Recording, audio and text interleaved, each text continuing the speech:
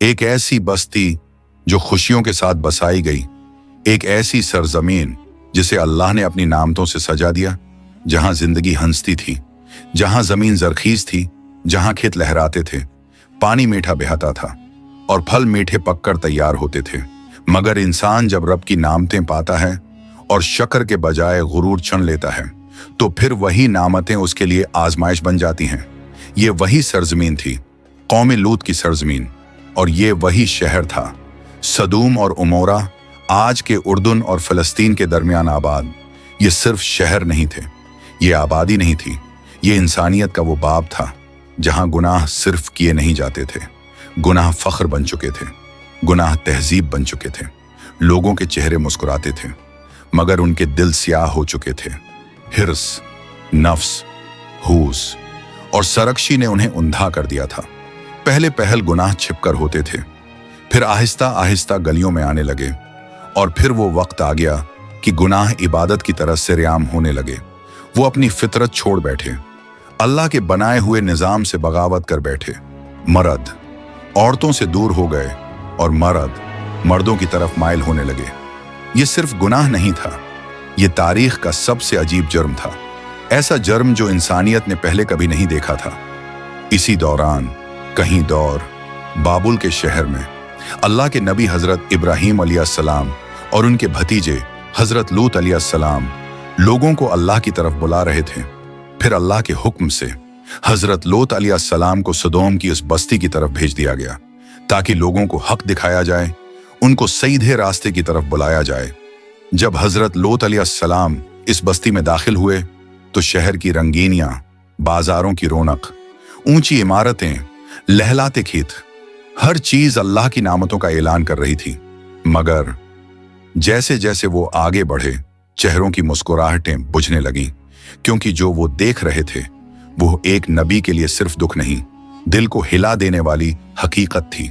वहां बेहयाई आम थी, बदकारी फख्र थी, अल्लाह की नाफरमानी कानून बन चुकी थी। हजरत लूत अलैहिस्सलाम ने कहा, ऐ मेरी कौम, अल्लाह से डरो, ये रास्ता छोड़ दो, ये अमल फितरत के खिलाफ है, उसमें तुम्हारी तबाही है। मगर जवाब में क्या मिला? हंसी, मजाक, ताने और गस्ताखी भरे जुमले। हमें कोई नहीं रोक सकता, हमारा जिस्म, हमारी मर्जी। वक्त गुजरता गया, हजरत लूत अलैहिस्सलाम हर रोज तबलीग करते रहे, लोग हर दिन सरकशी में आगे बढ़ते गए, और फिर जब जुल्म हद से बढ़ जाए, जब गुनाह आसमान को लिलकारने लगे, तो फैसला उतरता है, अल्लाह का फैसला।